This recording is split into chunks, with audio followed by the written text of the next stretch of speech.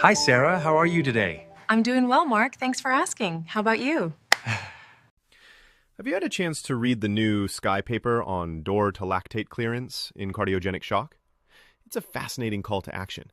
They're basically proposing time to lactate clearance as a new metric, analogous to door to balloon time in STEMI. Yes, I did. It's the SCAI Door to Lactate Clearance DLC Cardiogenic Shock Initiative. The idea is to use lactate clearance as a standardized, time-based marker of patient trajectory. They want us to target a lactate level less than 2 millimoles per liter within 24 hours of shock diagnosis. Achieving this, DLC, goal would indicate we've effectively reversed tissue hypoperfusion early on. It's academically deep, but presented in a very practical, actionable way. Right. The emphasis is on tissue perfusion as the key to survival in cardiogenic shock. Traditionally, we focus on hemodynamics, but those don't always correlate with perfusion at the tissue level. Lactate, on the other hand, is a byproduct of anaerobic metabolism and rises quickly when tissues are underperfused. It also falls rapidly with effective treatment, making it a great real-time gauge. The paper reminds us that lactate is widely available at bedside and responds dynamically to changes in physiology or management. Exactly. And interestingly, they discuss pathophysiology. Under hypoperfusion, pyruvate is shunted to lactate via lactate dehydrogenase. Plus, high adrenergic stress can accelerate glycolysis and raise lactate even if oxygen is present. They even note lactate isn't purely a waste product. It can serve as an energy substrate for the heart during stress. That's a neat nuance. Lactate accumulation in shock is complex, but generally a persistent elevation means trouble. And that's borne out by data. The paper's Table 1 compiles evidence from numerous studies on lactate in shock. For example, in the CardShock registry of AMI-related CS, baseline lactate was a strong predictor of 30-day mortality. Lactate levels at 6, 12, and 24 hours were also predictive. In fact, patients who achieved a greater than 50% reduction in lactate by 24 hours had better survival. So serial lactates outperformed any single reading in prognostic power. I recall that. And analysis from the intra-aortic balloon pump, SHOCK 2 trial, found that the 8-hour lactate level was the strongest predictor of mortality among all variables, with an optimal cutoff of approximately 3.1 millimoles per liter. They also calculated a lactate clearance rate. Less than approximately 3.45% per hour clearance was associated with higher mortality. Essentially, if lactate isn't dropping by a few percent each hour in those early hours, that's a red flag. How about a quick coffee to recharge? Perfect idea. Nothing like coffee to fuel sharp thinking. There's also the National Cardiogenic Shock Initiative data. Lactate at 12 to 24 hours after starting mechanical support was independently tied to in-hospital mortality. And the Danger Shock trial, Impella versus medical therapy in AMI shock, showed no difference in lactate at randomization, but by ICU arrival, the Impella group had significantly lower lactate and achieved lactate normalization less than 2 millimoles per liter 12 hours earlier than the medical therapy group.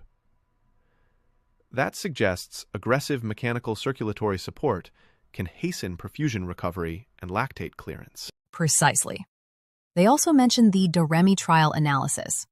Complete lactate clearance was the strongest predictor of survival in those CS patients, and a large retrospective cohort of approximately 1,884 CS patients showed each 1 millimole per liter increase in lactate was associated with a 9% relative increase in mortality. Plus, a meta-analysis of 12 studies greater than 1,500 patients found that achieving lactate clearance within 24 hours was a strong prognostic marker for survival.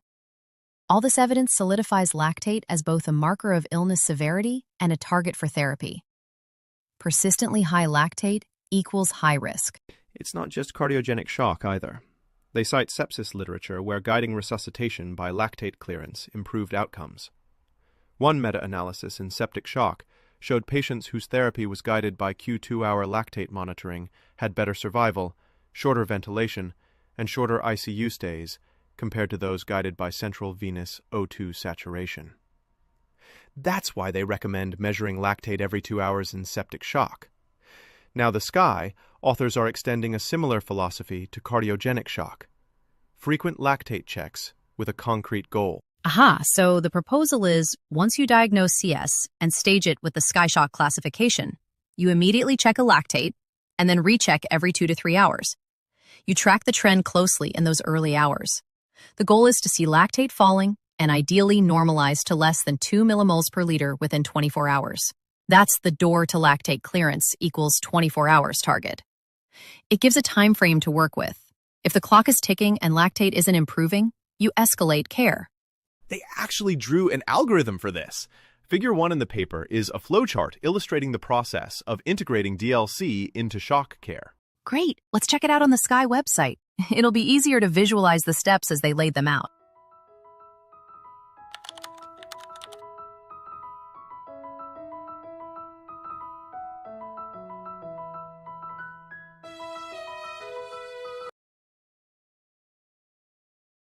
Essentially, it shows that after staging, SCAI stage C, D, E being actual shock, you activate your shock team early. Then, measure lactate serially, Q 2 to 3 hours, and act on the trends. If lactate is clearing appropriately, say it's dropping significantly each check, you continue current management. But if lactate stays high, or worse, rises, that triggers reevaluation and escalation. For example, add vasopressors, inotropes, upgrade MCS, address any correctable cause. The flowchart notes you should even consider imaging or invasive hemodynamics for more info. Or, if all else fails, think about palliative care in dire cases. And importantly, if the patient's lactate isn't improving, but their clinical picture otherwise looks okay, we have to search for confounding factors.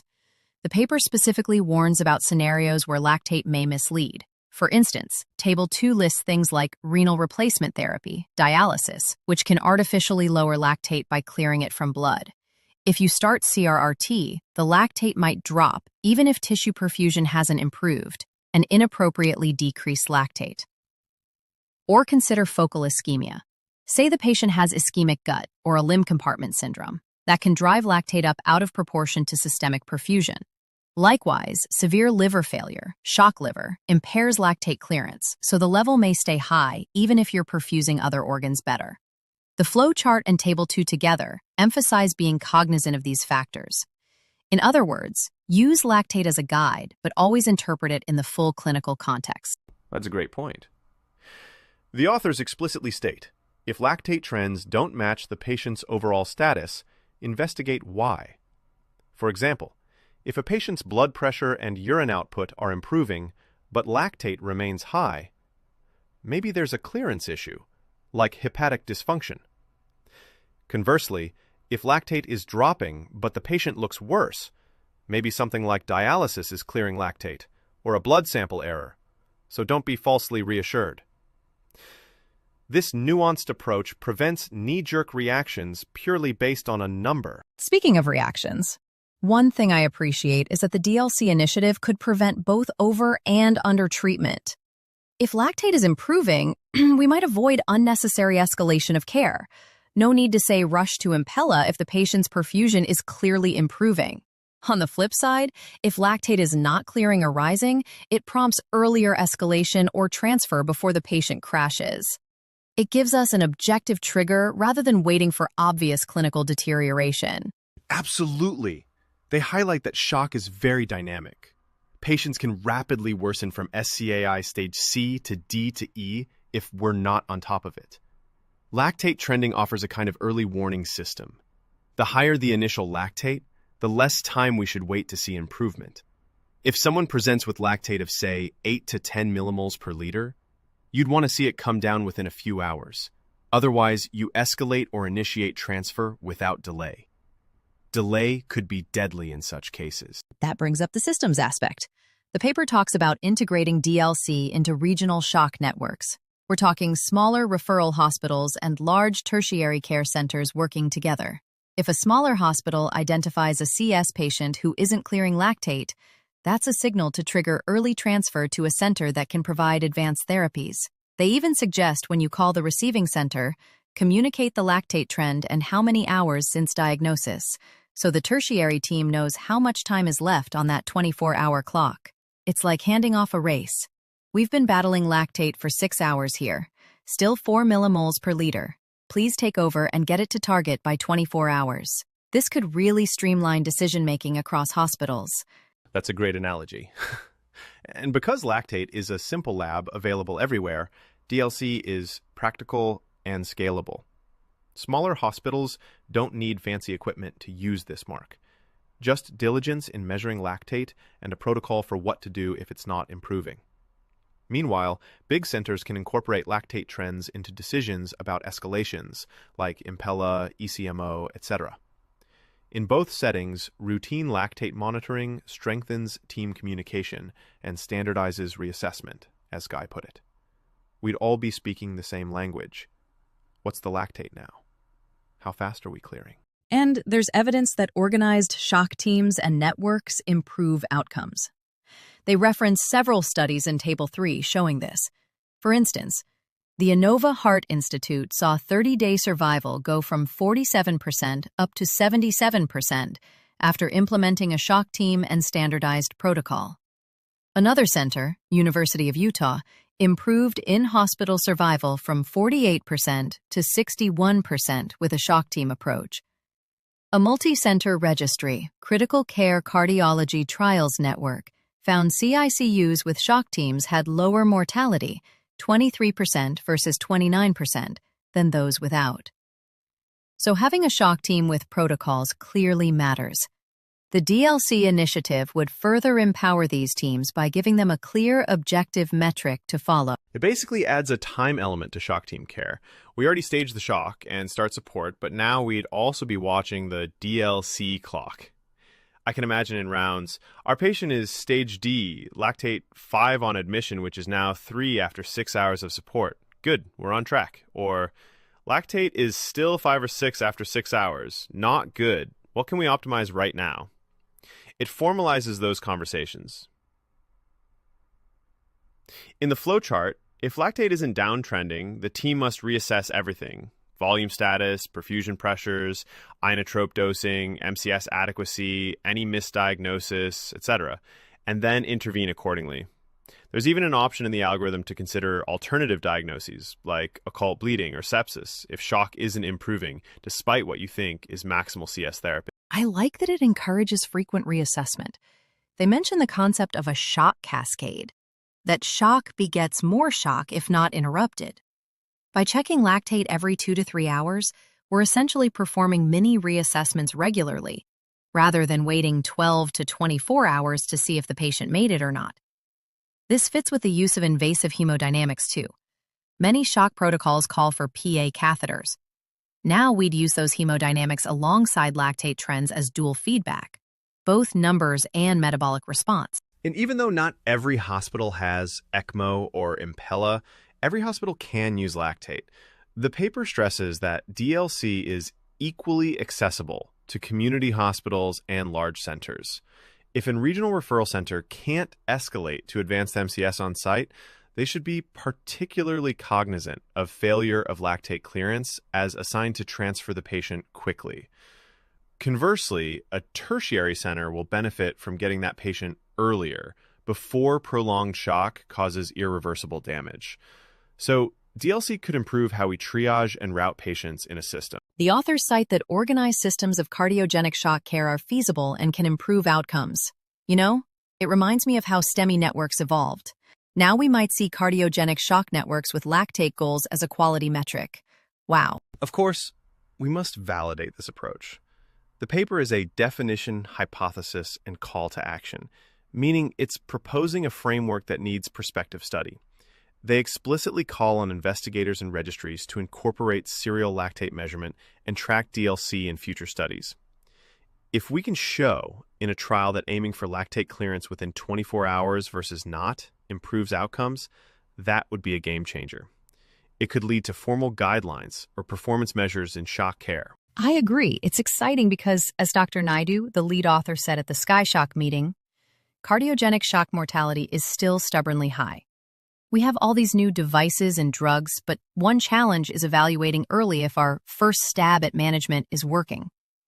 By focusing on time to lactate clearance, they're trying to create a unifying measure that everyone can rally around to make those early hours count.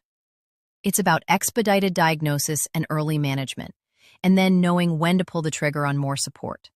And Dr. Nathan, a co-author, pointed out that lactate has long been known to be a bad prognostic sign in critical illness. The DLC initiative builds on that data with the goal of normalizing tissue perfusion and thus normalizing lactate on the backdrop of aggressive care. In other words, it's not lactate itself we care about, it's what it signifies, that the organs are being perfused. Normal lactate equals likely adequate perfusion. Surprise. It's a good way to put it. Normalizing lactate is really a proxy for reversing shock. If we hit that target, chances are we've done the right things. Opened the artery, supported the circulation, managed volume, etc. If we don't, then the shock is ongoing and we need to do more or something different. Practically, I'm thinking how I'd implement this on Monday morning. We already measure lactate on admission for suspected shock. We'll need protocols to repeat it every couple of hours, perhaps a standing order set. And we'd have to educate the ICU and cath lab teams about acting on the results. Maybe something like, if lactate down by less than 10% or rises on the next draw, call the shock team immediately for reassessment. If it's dropping by, say, 20 to 30% consistently, that's reassuring. Yes, maybe a threshold like 10% clearance every 2 to 3 hours could be a rule of thumb. Though the paper didn't dictate an exact percentage in the algorithm, they focus on the 24-hour endpoint. But intuitively, early trajectory matters. If lactate is flat or climbing at 6 to 8 hours in, that 24-hour goal is in jeopardy, so one should escalate. On the other hand, if lactate went from 8 to 4 in the first 8 hours, you're on pace to clear by 16 hours. Maybe you keep doing what you're doing. One more thought. This could also spur uptake of point-of-care lactate devices. They note many hospitals don't routinely use point-of-care lactate testing, even though it exists. Instead of waiting on central lab draws, having an iStat or similar device in the ICU or cath lab to get lactate in minutes could speed decision-making. The paper encourages making rapid lactate testing ubiquitous. Time matters, so every minute counts when you're titrating therapy in a shock patient. Good point. In a crash and burn shock case, you'd want immediate feedback. And serial lactates should be drawn from the same site type each time, arterial versus venous, to keep trends consistent, although they mention differences are minor if you trend the same source. The key is consistency and frequency. Let's keep an eye out for upcoming studies. In the meantime, we can start being more systematic about tracking lactate in our shock patients. I'm curious to see if it changes our practice. After all, as the paper argues, this approach may transform CS care by unifying our early management and making sure we're not missing the window to turn things around. Well said. It's an exciting time in shock care, from SCAI classification to shock teams to now DLC targets. This conversation makes me eager to apply these insights. Thanks for the great discussion. Thank you. Let's catch up on how our patients are doing with lactate trends in the next shock meeting. It'll be interesting to discuss our own case series of DLC in practice. Evidence to action. That's the goal, yes. Code blue, room 304. Code blue, room 304.